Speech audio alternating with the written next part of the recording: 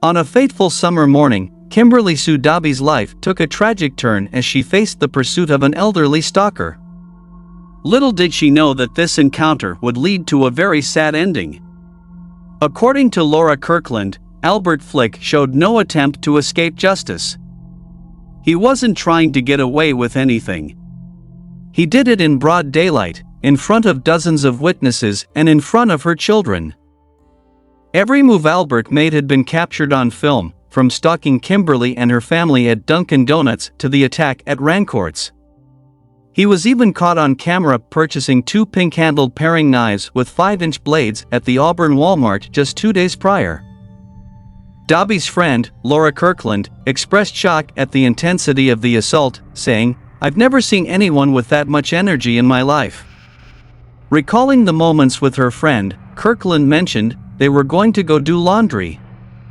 "I'm just glad I got to hug her that morning." Stick to the end to find out what exactly happened to Dobby that day.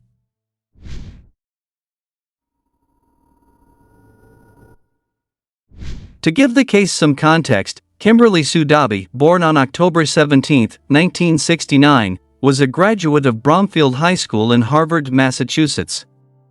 Kimberly's greatest source of joy in life was her twin boys. Together, they moved to the charming college town of Farmington in Maine, hoping for a fresh start. Unfortunately, the job market in Franklin County proved challenging, and the trio soon found themselves facing homelessness with nowhere to turn. Returning to their hometown, the city of Lewiston, the family sought refuge at the Hope Haven Gospel Mission. It was at this shelter that Kimberly forged fast friendships with Kathy Cormier and Laura Kirkland, both facing similar challenges and in need of resources.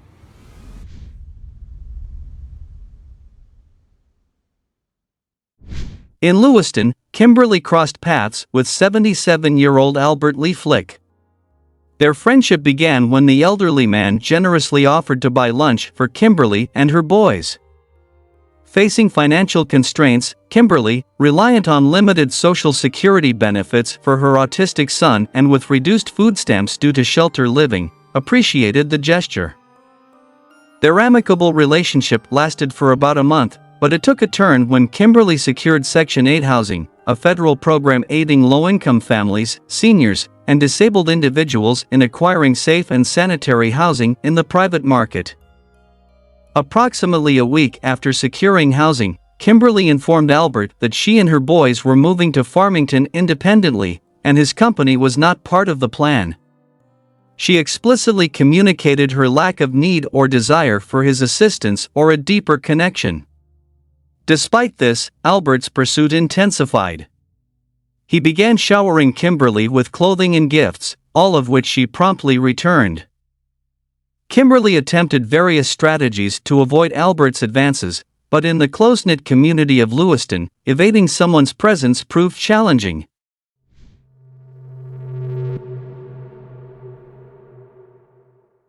Flick was an Army veteran who had spent 19 years working at the same donut shop in Westbrook, Maine. His 35-year-old wife Sandra Flick filed him with divorce papers in January 1979 and requested that he be taken from their flat by police. On January 31, 1979, 3 weeks later, she invited him to come retrieve his possessions. Sandra's 12-year-old daughter was holed up in the bedroom at the back.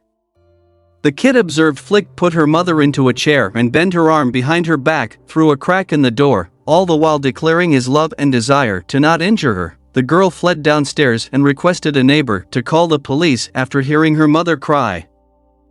Sandra Flick had suffered 14 stab wounds inside the flat. She lived long enough to confess her husband's crime to her neighbor. Flick's 3.5-inch jackknife was discovered by police in the living room. After being found guilty of killing his wife in 1979, Flick then received a 30-year prison sentence. His family stated in court that although he was a kind man, he had grown up in an atmosphere of violence. Flick was released 9 years early due to good behavior. After striking and stabbing a lady he was dating with a fork in 2007, Flick was taken into custody again. In 2010, 3 years later, a lady reported to the police that she had an argument with Flick during which he put her in a headlock, repeatedly struck her with the butt of his knife, and chased her with a screwdriver until she managed to get away.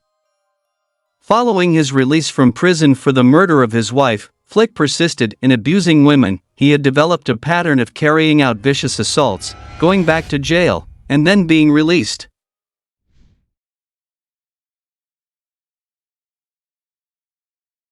The family frequently spent their days at the Lewiston Public Library on Lisbon Street, situated in the heart of downtown. Unfortunately, this location became a regular haunt for Albert as well. The boys engaged in various activities offered by LPL kids on the upper floor. Occasionally, they would grab lunch at the former Victor News on Park Street, just a block away. It was here that they became aware of being followed, a pattern that had persisted since their departure from the shelter that morning. Albert's obsessive behavior escalated as he began arriving at the shelter in the early morning hours, trying to locate the family before they started their day. He followed them all over town, from the library to the corner store to the bus station. This behavior of Albert raised Colin Dillon's unease about the situation. While at LPL Kids, the boys would often come down to the ground floor, seeking their mother. Albert hated Kimberly's sons, saying that if she didn't have the boys, they could pursue a romantic relationship. Despite Kimberly constantly rejecting his advances, the more Albert followed her.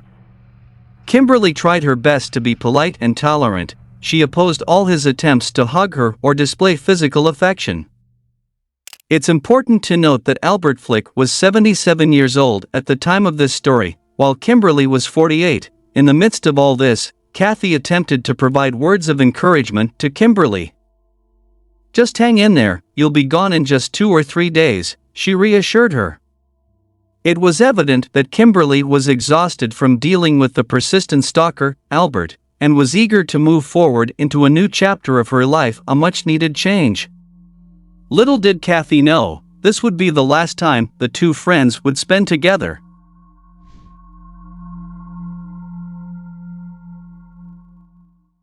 On July 15, 2018, Albert was delayed in his morning routine of stalking the Dobby family.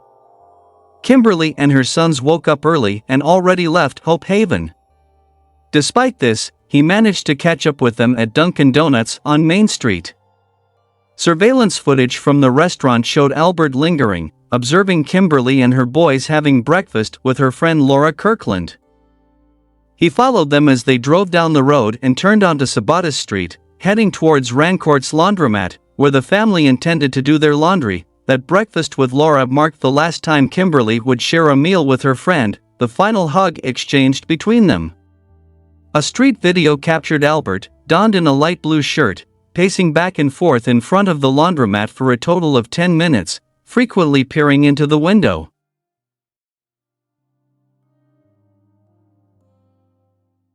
As Kimberly emerged from the laundromat, settling on the steps, engaged in a conversation with a friend from Massachusetts on her cell phone, Albert suddenly appeared. The elderly man took out a 5-inch paring knife with a pink handle, catching Kimberly by surprise as he started attacking her with the knife. Albert Flick attacked Dobby, stabbing her approximately 11 times in front of her twin sons outside Rancourt's laundromat. Despite her attempts to escape, she was unable to escape him. The person on the other end of the phone call heard Kimberly's desperate pleas for help. Dennis Fisher, a visitor from New Hampshire, had just opened a dryer door when he heard the deafening screams from outside. According to Dennis, it was loud, real loud. She was just screaming, "Help, help, help." Without hesitation, he rushed out to confront Albert. Employing a dropkick, the paring knife flew into the air, and Dennis used his foot to restrain Albert's neck against the sidewalk. Eric Drake, another passerby, responded to Kimberly's distress. He held her, attempting to apply pressure to her wounds while dialing 911. Kimberly, now on the stairs, showing signs of life slipping away. According to Eric, it was really bad. "I mean, I knew something was wrong. She was bleeding everywhere. Elliott, Missouri, residing in an apartment overlooking the stairs, witnessed the whole attack. He could see Albert stabbing Kimberly, who pleaded for him to leave her alone. According to Elliott, Albert's face betrayed no emotion, no rage, no passion, just a blank expression. In broad daylight, Kimberly endured 11 stabs, with one piercing her left ventricle, another fracturing a rib and puncturing her right lung. Despite Central Maine Medical Center being just a block away, Kimberly succumbed to blood loss. Her twin boys were witnesses to the entire attack, forever haunted by the memory of their mother's untimely demise.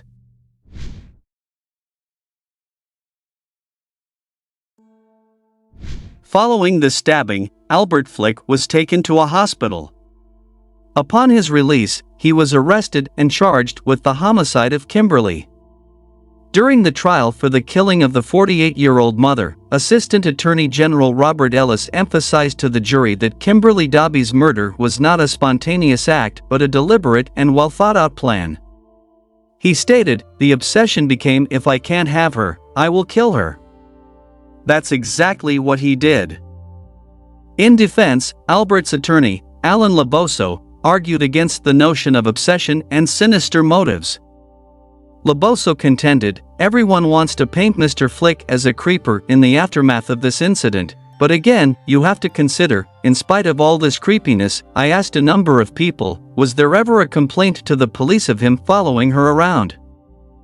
And there was no one at all who can point to a single statement, not one before these events, that would show any intention by Mr. Flick to inflict harm on Ms. Dobby. However, this time, there would be no escape from accountability." On July 17, 2019, Albert Lee Flick was found guilty of homicide. Jurors took less than an hour to deliberate before reaching a guilty verdict on August 9 of the same year.